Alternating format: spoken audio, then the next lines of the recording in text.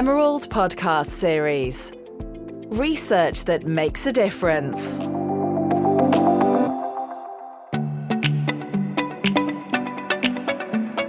Food is an integral part of all of our lives, but how much do we really know about how our food gets onto our plate? There are big challenges to address around the sustainability of our food systems. Without change, we'll continue to see more negative effects on poverty, health, the environment, and our economy. Sustainable food advocate Kay Johnson believes that we can achieve a fairer food system by thinking globally, acting locally. We got the chance to speak to Kay and her team about her pioneering work with the Larder, the organisation that Kay founded in Preston. With the Larder, Kay hopes to tackle food poverty, promote healthier eating, support local farmers and producers, and reduce food waste. Hi Kay, welcome to the podcast. I've been really looking forward to meeting you and talking about the work you've been doing in Preston. So tell me a little bit about the Larder. So the Larder stands for Lancashire and Region Dietary Education Resource. Good acronym. Yeah, do you like it? Yeah, I do. Well, what we're trying to do is create a demand for better food, and we want people to think about where their food is coming from. And we want people to be able to kind of influence and shape the food system towards one that's fairer by questioning where their food is coming from. We want people to be able to make informed choices based on the facts about their food and how it's got onto their plate. And educating people about the fact that cheap food doesn't actually exist. There's always somebody paying for that somewhere along the line. And how did you set the Larder up? Where did the idea come from? So I set it up in 2015. I'm just going to go back in time a little bit. So I lived in Scotland for a long time, and then I came back to Lancashire 9 years ago. And I had an idea that I wanted to do something which brought together all the different aspects of my life. So I was brought up on a farm. I then became a chef, and then I became a nutritionist managing food poverty initiatives. And at that time, there was a sustainable food movement, and I was starting to talk to other people who were thinking the same. I brought together a group of people from across Lancashire who were people who were experts in food and health, and we set up Sustainable Food Lancashire. And unfortunately, Public Health, who had been heavily involved, the funding that they had available was then no longer available. So what I had to do was decide, did I want to continue or just drop the whole thing? So I decided to continue in one place. So I focused on Preston. So I set up the Larder so that I could implement the charter. What kind of initiatives and activities does the Larder do in Preston? We've got the cafe and catering business, and the cafe is about experience. So we want people to experience what good food is and what it's about, what it looks like, what it tastes like. And then we have the academy. So the academy is about education, courses and workshops for people to learn about different aspects of food. We've got lots of different courses available, short courses. We've got accredited qualifications and bespoke cooking classes. And then the third element is around procurement. So we want to make sure that other organisations that have an interest in supplying local food are able to do that. With the cafe, can't remember now, I think it's 27 different suppliers. And normally, if you're a caterer, you have one supplier and you tick some boxes and then everything comes on one day. But with us, we have lots of different suppliers and farmers and producers, different things coming in every day. You know, the milk arriving, and we'll have a chat with the guy delivering that, and customers get to see that. So it's all kind of part of that experience to encourage people to be interested in where the food's coming from. We also have in the cafe, as soon as people come in, there's murals on the wall, there's information about the food and where it comes from.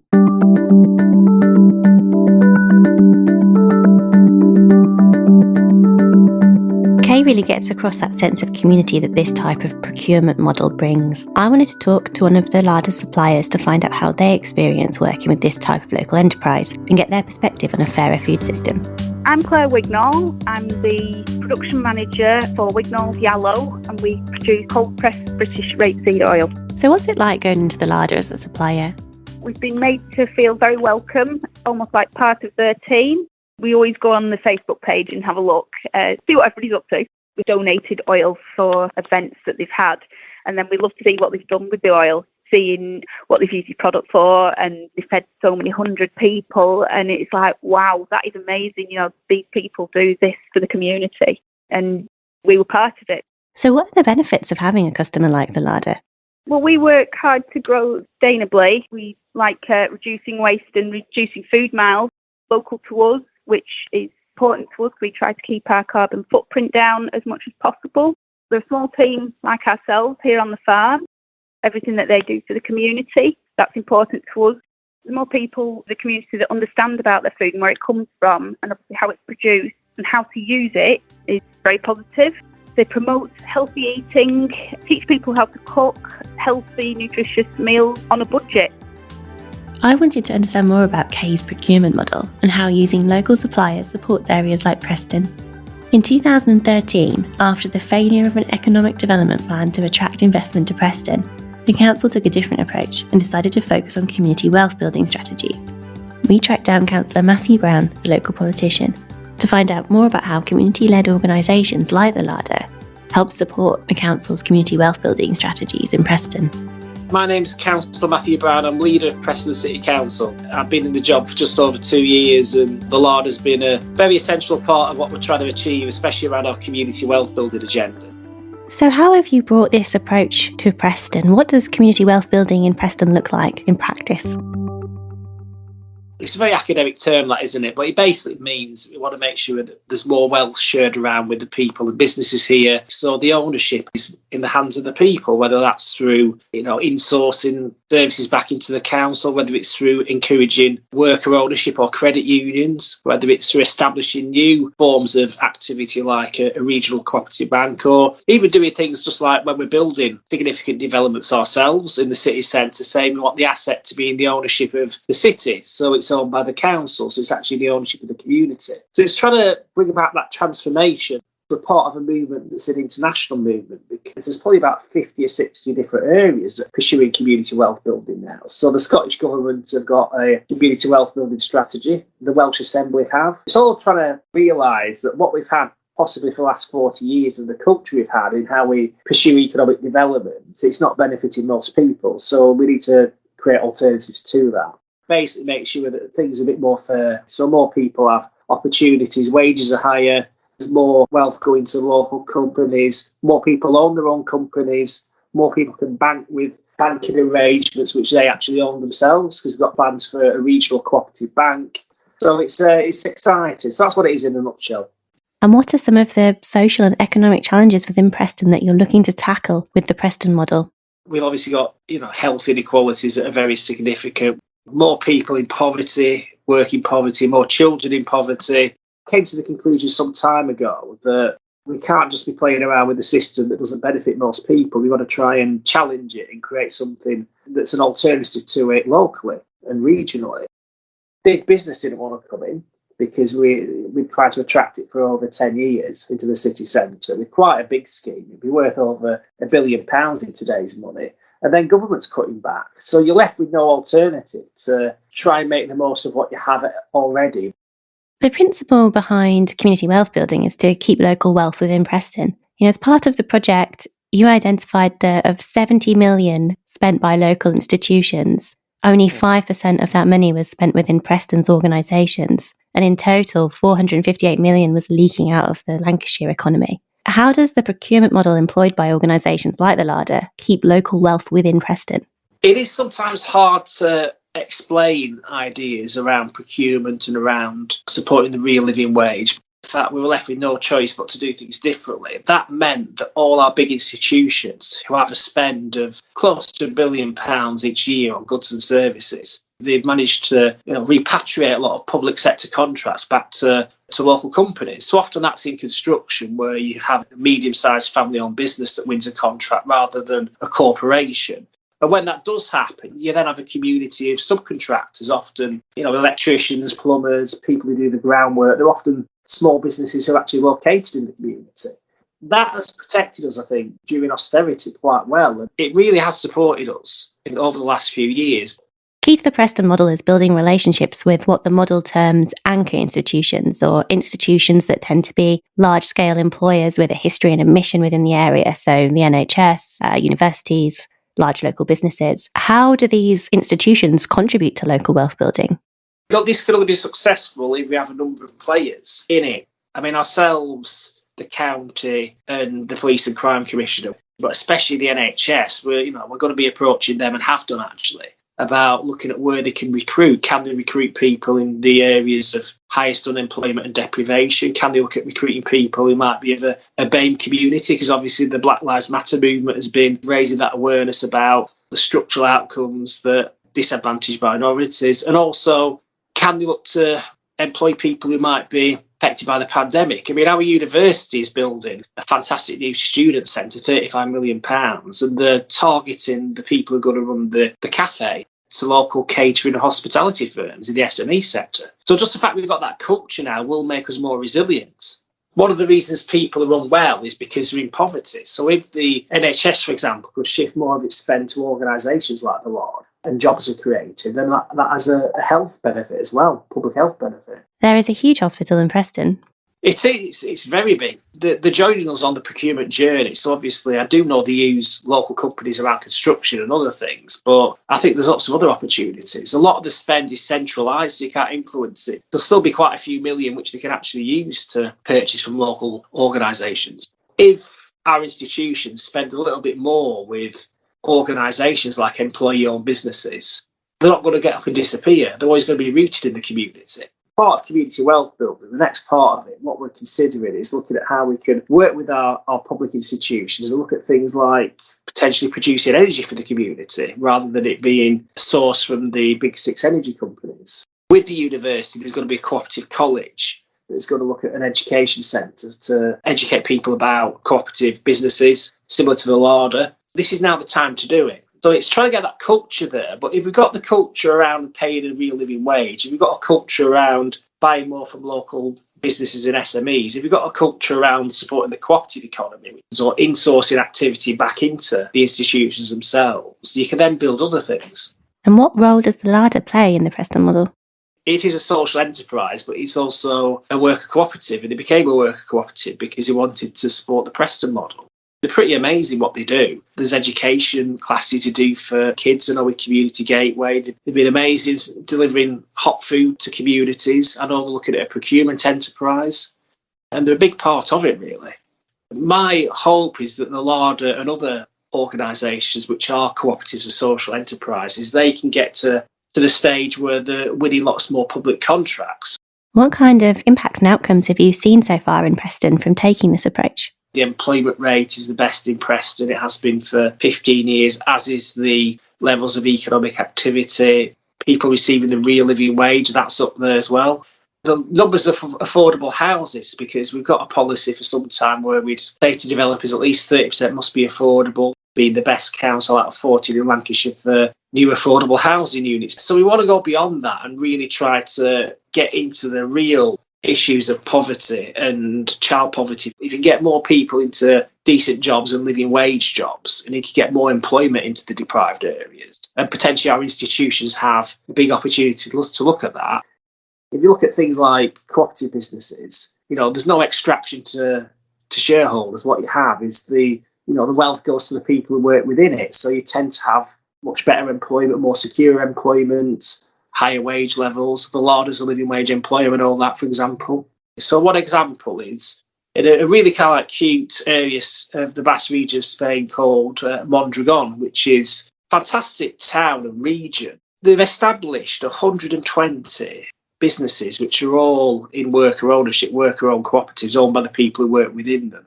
And you have a bank there, you have a university, they've got their own welfare system which enhances what the state has. Even things like the local supermarkets are owned by the workforce. Some of the outcomes they have there are things like wage levels being 20 or 25% higher than people who work in non-cooperative businesses. You see life expectancy rates that are 2 or 3 years higher. You see less violence in the community, less stress.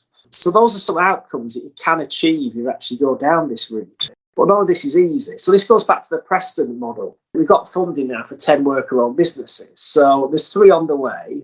We'll have to have 10 by the next 2 years, one of which will be an education centre. And again, because we're trying to establish our own regional cooperative bank, we see branch closures on the high street. You see local businesses who can't access finance who need to. Again, if you can get an awareness there that let's shift our money to an ethical, locally owned cooperative bank, which the customers own.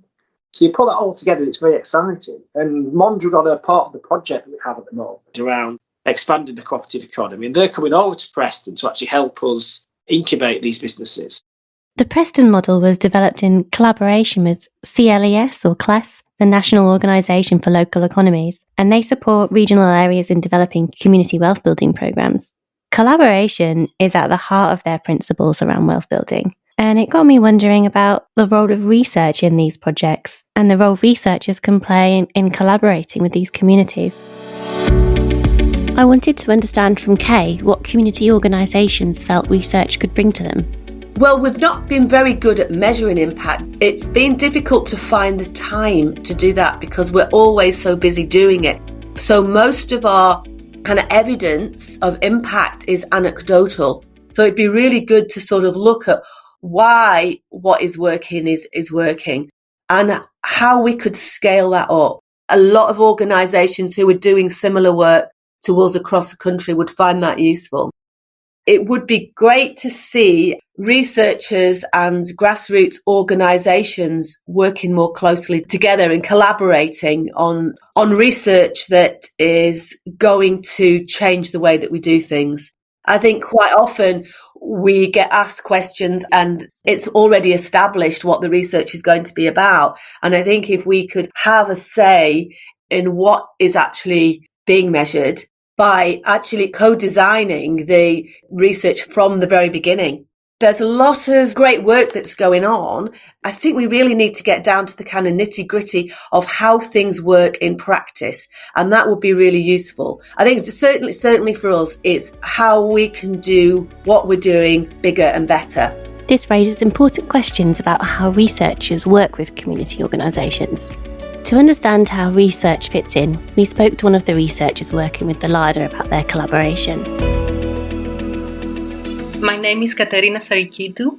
I am a lecturer in sustainable development at the Science Policy Research Unit at the University of Sussex. I am a social scientist, particularly interested in the politics of sustainable development. I have also been particularly interested in working closely with non-academic stakeholders with a view to include their voices and their needs in research, innovation and decision-making processes. Why are research projects that involve community organisations in their design so important?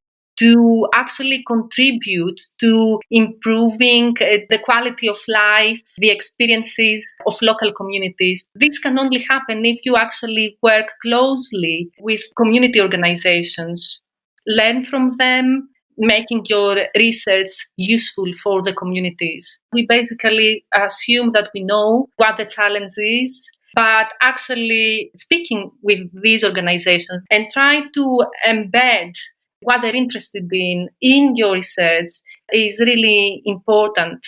I'm hoping that our research, anyone's research that is developed in collaboration with non-academic partners, is more impactful. It actually contributes to the production of knowledge that is useful for the communities. I know that community organizations are very interested in some evidence to shed light to specific gaps of knowledge that are needed to generate evidence for the organizations to prove that they are important. And how have you worked with the Larder? The Larder is a community organization that is working for the community and for the benefit of the community. They are part of the community. I have been working alongside the Larder for about 8-9 years now, developing together non-academic outputs that can be used by the organization or other community organizations that might be interested in the work that the Larder is doing. So, for example, as part of the project, the Local Food Hub project, we developed best practice documents, some guidelines that other organizations can use if they're interested and following the model or learning from the experiences of the Larder. For about a couple of years, we have been working with the Larder on a project called Local Food Hubs, specifically looking into the potential of local food hubs in addressing issues of food inequalities in deprived areas of Preston. We were particularly interested in piloting a specific project, working alongside community centers, creating food hubs in their premises to help overcome issues of food access, enabling them to access local food that can actually be an alternative to the conventional ways of possibly addressing food poverty. Of course, this is quite challenging, but we have also opened up new ways of thinking and new practices that enable the local communities to access local food, to engage in a broader spectrum of practices and activities around local food, such as, cooking classes. People come together around food and become empowered around local food. And what do these partnerships bring to you in your work as a researcher? This has been a fantastic experience for me as a researcher, joining the meetings, being part of the work that the Larder has been doing, and meeting the people and speaking with them. What are the biggest challenges of co-designed and co-produced research like this? From my experience, trust is very important. And this can only happen when you work with an organization for a very long time, when you have established long-term trust-based relationships. It can actually be quite challenging for a researcher to become part of a community and to genuinely co-produce knowledge. It needs spending time with the organization and its people, becoming friends with them. This is one of the biggest challenges developing collaboration like that. Community organizations and charities and the third sector in general are facing more financial constraints. And this is also for the researcher who is working with community organizations. Funding doesn't necessarily go and support this type of research. Impact is something that is not a one-way process, but it's something that is based on a mutual collaboration and respect. My conversation with Katerina really highlights some of the challenges around funding and the need for different funding models. We spoke to Sam Roddick from the Roddick Foundation, an organisation that funds people engaged in work that really has a positive social impact and leads to real social change. My name is Samantha Roddick. I am one of the trustees of the Roddick Foundation. And the Roddick Foundation is a family foundation that was born from my parents' enterprise. And that was Gordon and Anita Roddick of The Body Shop. I know that responsible supply chain is something that's really important to the Roddick Foundation. How did that develop? My family have always kind of supported and created large change-making institutes, like my dad founded and conceptualized The Big Issue, for instance, and got involved in a myriad social enterprises and environmentally driven businesses like Blue Water, Divine Chocolate.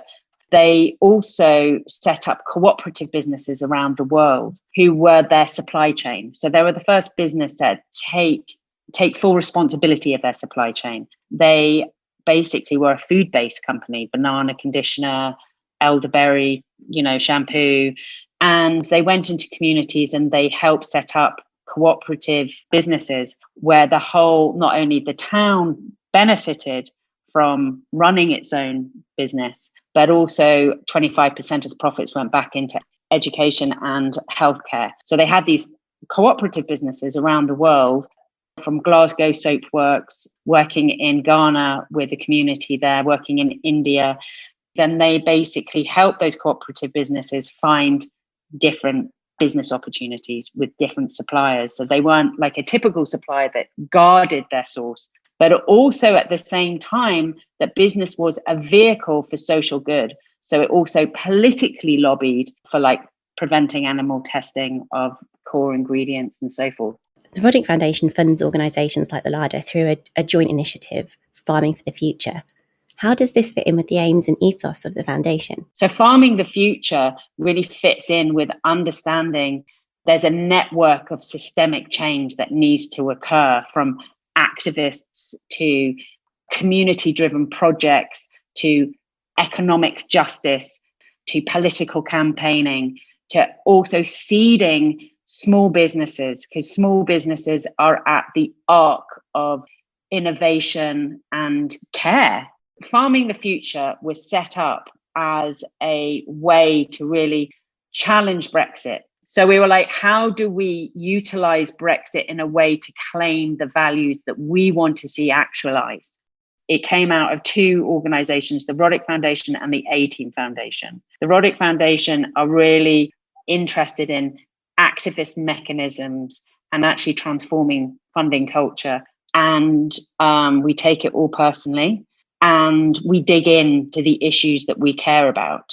The A-Team Foundation are dedicated to agroecological movement principles, fair food, and environmental regeneration and biodiversity. So partnering together really brought together our skills.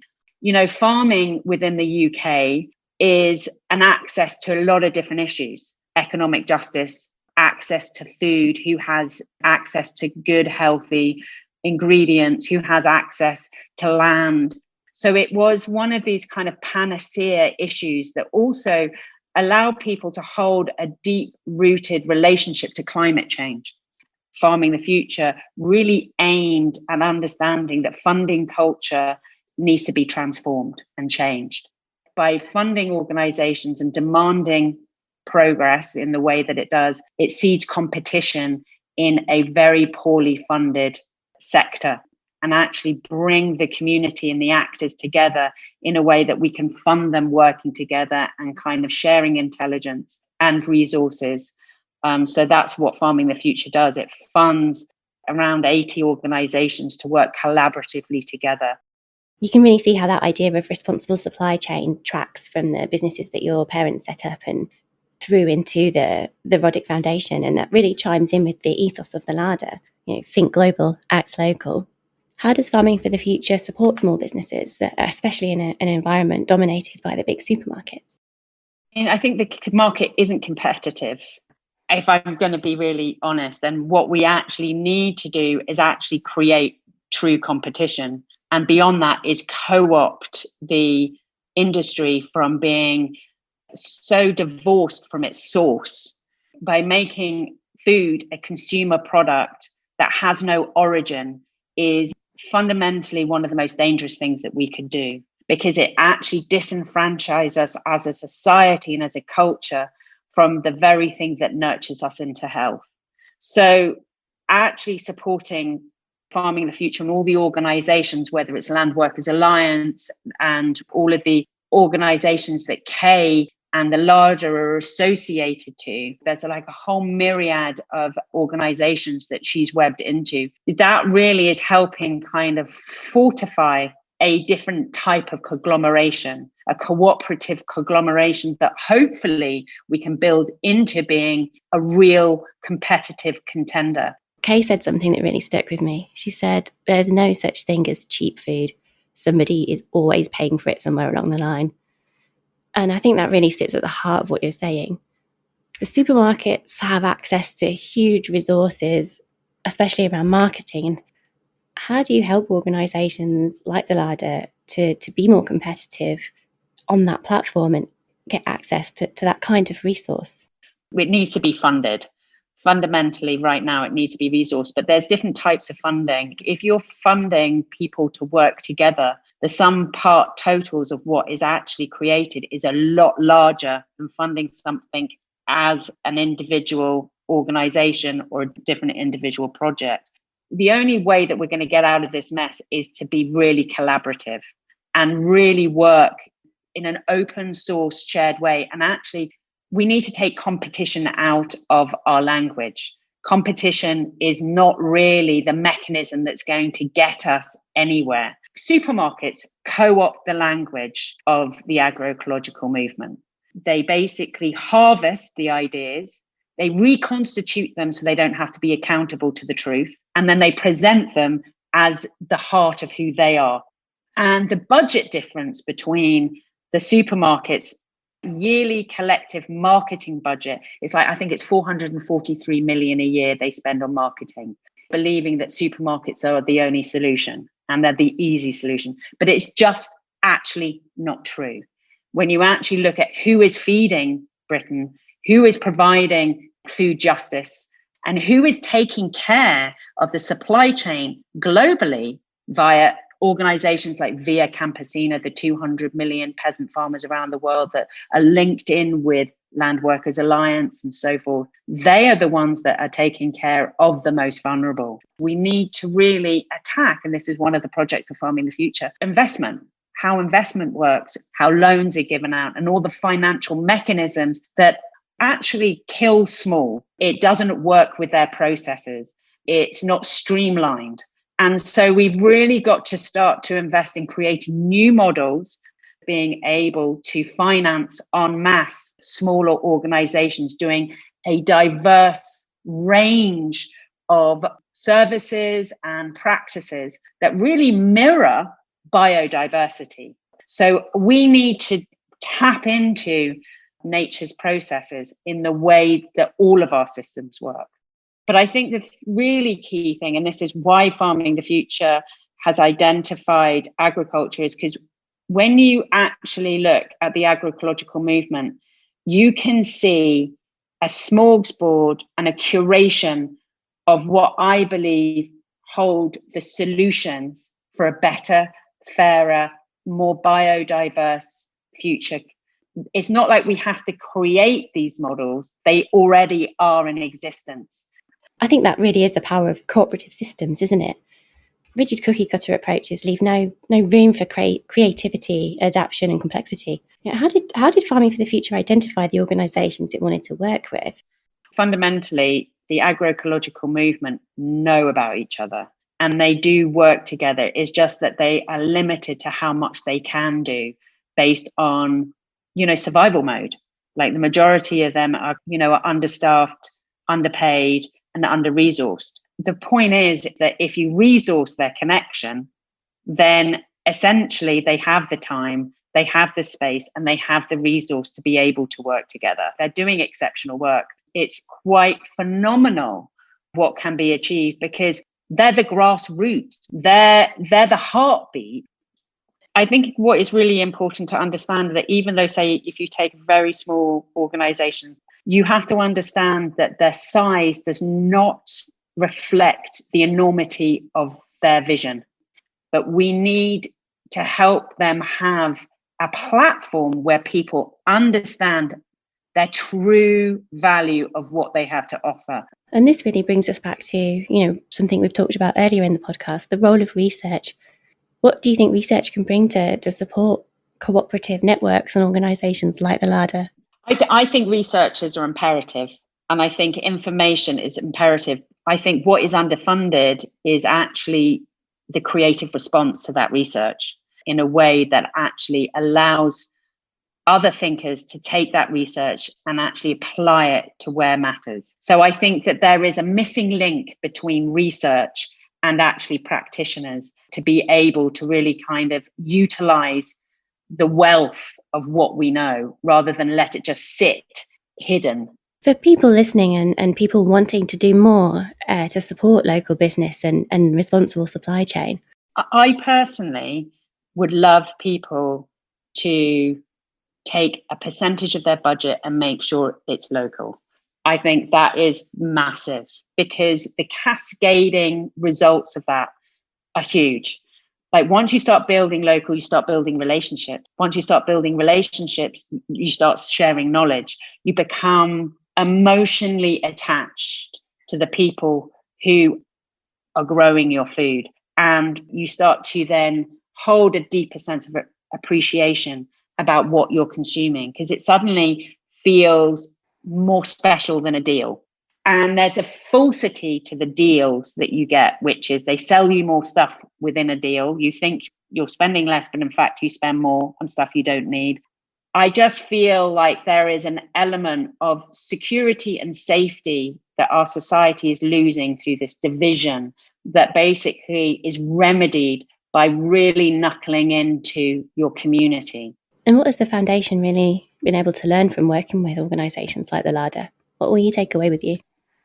For me, being down south, working and prioritising northern solutions, and also understanding that actually Preston, Liverpool, Manchester, Lancashire we really need to shine all of our kind of sense of intelligence and partnershiping and really build social justice, environmental justice, food justice, economic justice. Because if we can shift the axis there, then we're changing the conversation from Southern wealth privilege into citizen rights. Solutions change, like they're constantly moving according to what is being thrown into the mix, i.e. COVID has literally shifted all of our thinking and we've had to adapt to it.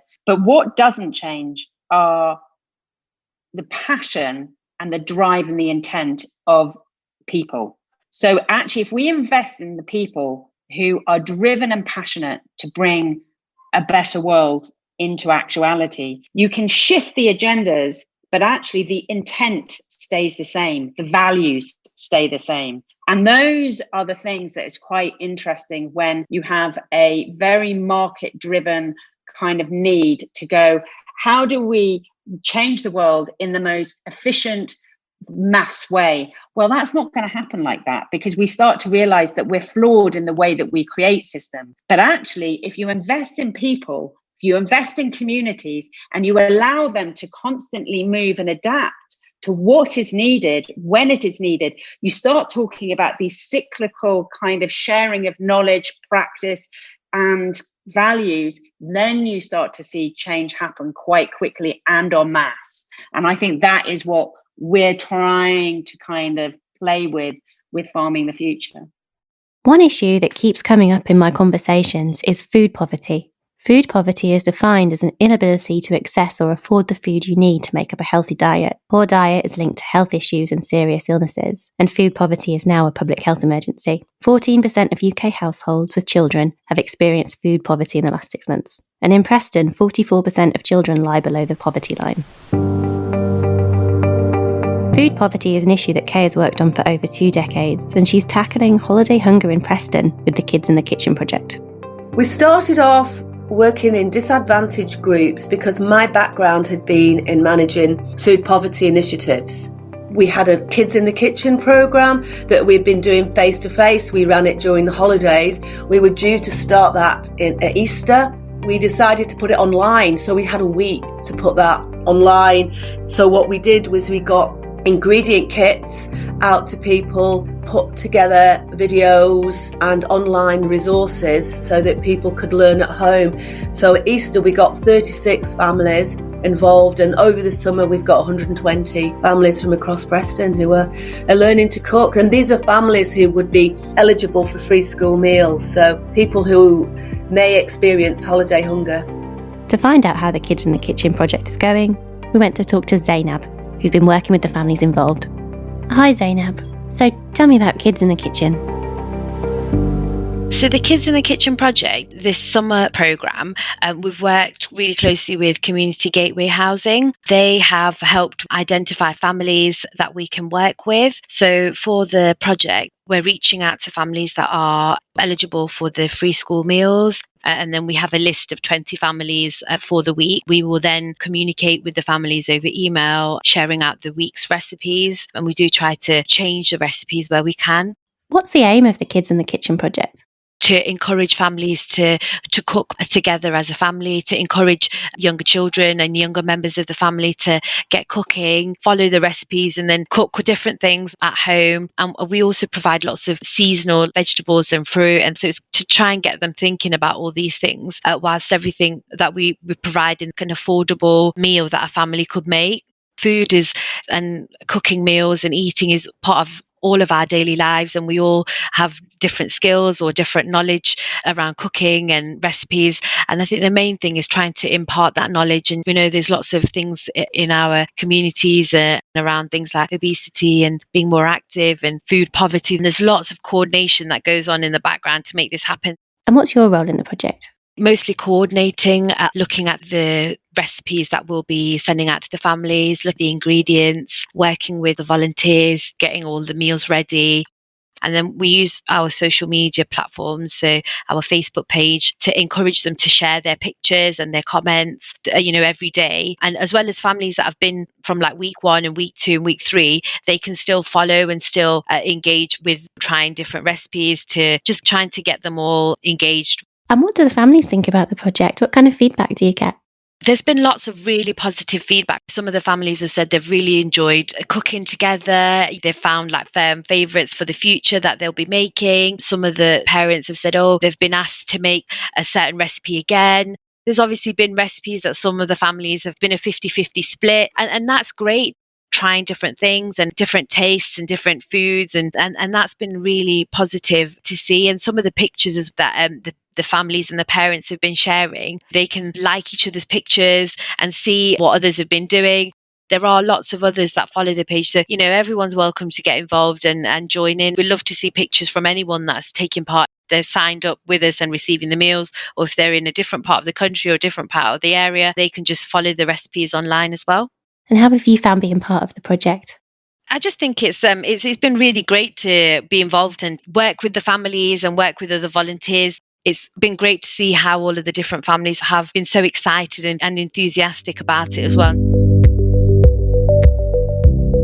We can't do a podcast like this and not mention COVID-19. I've been wondering how it's impacted projects like the Larder and businesses like Wignall's Farm, and what role they play in supporting the community through the pandemic.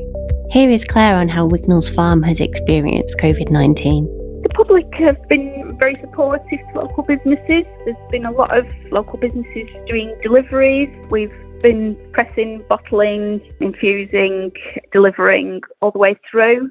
Going forward, obviously, everybody's a little bit worried. Restaurants are worried about over-ordering food, because we've heard from our customers how before we went into lockdown, it's just before Mothering Sunday, they bought hundreds, if not thousands of pounds worth of food, and they had to dispose of it, which was awful. We lost all our restaurant trade since when we went into lockdown. With restaurants and things, we didn't know how everybody was.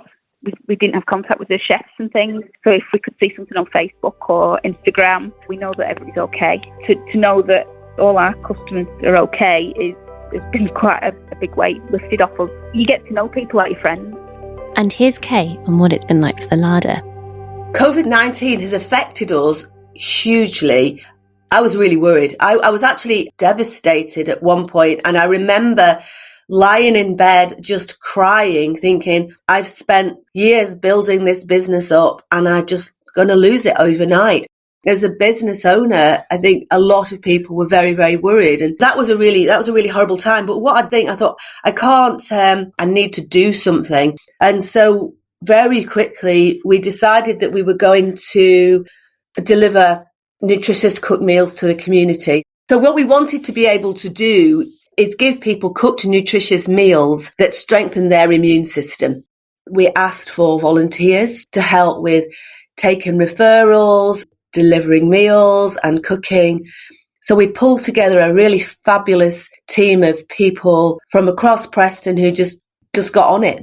At the busiest point, we had about 120 meals going out a day.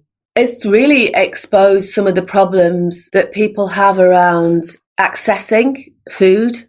We're working with Age Concern, and we found a lot of older people who have been really struggling, as particularly older men, people that have really been for a long time struggling to get proper meals and cook for themselves. So we now know that some of the meals that we are delivering to the older members of our community, we'll need to find a way of being able to continue that. A really sad little example, about 2 weeks in, and we had been working really hard with all the organisations across Preston who were trying to identify people in need. And there was an elderly chap outside the cafe, and he said, "Are you open?" And I said, "Well, I'm sorry, we're not open, but we are cooking meals if you're hungry." And he said, "I haven't been able to get any money out of the bank, and I haven't had any food all weekend. I've only had biscuits." Oh gosh, it made me cry. The banks were limiting their hours, and people were finding it really difficult to find information about when the banks were open. And some people use cash. A lot of elderly people do use cash and don't use cards. So we've been able to work closely with Age Concern, actually, and try and address some of these issues. So, yeah, it's been a very eye-opening journey over the last few months. It's clear that for Preston and for people involved in the Community Wealth Building project, the links and relationships between institutions that support communities in times of crisis are already strong. With a strong culture in place around supporting local businesses and initiatives around healthy eating on food, and with the Larder providing an already existing hub and network for helping the community, how might this help Preston weather the storm? I asked Kay and Councillor Matthew Brown what they thought. Particularly with the work that we're planning with the Roddick Foundation and other national and local organisations, I think if we can scale up the work that we are doing at the moment, we could cushion some of the effects that maybe other places might experience. We tried to put the word out about what we were doing to as many people as possible. So we were asking people through Facebook and other social media to check their neighbours, because we've actually had quite a few people contacting us saying, "I've just seen my neighbour and she said that she's not eaten," or "I've noticed that she's lost a lot of weight." So this has happened. And thankfully, a lot of people, it's brought out the caring side of people, and they have been really trying to support other members of the community. I've really experienced a lot of kindness in the last few months. Very much so. I think we will fare better because we've been at this for some years, and people are more tolerant because we got this collective threat that we're all facing. And I think it's brought out a lot of the best in people. I think we're seeing more of an appetite for cooperative ways of working across the community. Again, UCLan has been fantastic. I mean, look at some of the construction work they've done. I think they had a faith centre, and there was, I think, a students' union building. That all went to a local family-owned businesses. So it was local people who had jobs. And I think, that'll have a real virtuous effect in terms of health outcomes. We'd work with a charity that would provide us with food to feed families and children during the summer when they didn't have access to the school meal. That was really successful. But building on that, we've managed to get lots of other organisations who are establishing food banks, supporting food hubs and other things. So you're seeing that kind of cooperation that's emerged, really. So that then needs to be translated into support for something new economically. That is happening now in this pandemic. So what's next for the Larder? We've worked with UCLan really over the last 5 years, and that's been a great relationship. And we have a UCLan student who is doing her PhD on the Larder. I'm also doing my PhD on the work that I'm doing. I've just started that. We're just about to embark on a piece of work. We're developing a discounted food card, and we are, at the moment, we're having conversations with a researcher who was at Lancaster University, who's now at Sussex, but we know her and she knows our work well. So we think it's really important to make sure that what we're doing can be modified and improved. So this really helps. In October, Kay was awarded an MBE for services to food nutrition in the community in Lancashire, and she accepted it on behalf of the Larder team. It may be my name on it, but it's the Larder team that have worked hard to achieve this, and I'm really proud of everyone that's been involved. This community of people is made up of policymakers, health workers, educators, researchers and students, and the impact that these people have had is incredible. The Larder has been the driving force behind events such as Disco Soup and Fast for Peace, where food donated by supermarkets is made into new dishes. Her Preston Roots initiative has trained more than 50 food county champions to deliver cooking classes, and Kay herself has delivered food hygiene training to 60 Syrian refugees. She's also set up the emergency food provision for Preston Group, working with Age Concern, Community Gateway Housing Association and the Foxton Centre. The list goes on, but what's evident is that they are champions of the underrepresented, creating real impact for good. I'll leave the final few words to Kay and the community of Preston. I just thought this was my mad idea and something that I wanted to do. But there isn't a week that goes by where there isn't somebody sending me an email or phoning up or popping into the cafe and asking, how can I get involved? Kay's like the mastermind behind it all. Kay's very dynamic in what she does. That's what Larder is about. It's about engaging with communities, being there for the community, being part of the community. They never give up. They give everything they've got. They achieve phenomenal amounts, and Kay is one of those. People from Lancashire helping people in Lancashire. It's lovely to know what people have done to help their community. That's the great thing about the Larder. They do that all the time. The Larder has always done that. I suppose it's become my life's work now. I think that I've just found something that I'm good at and that I love.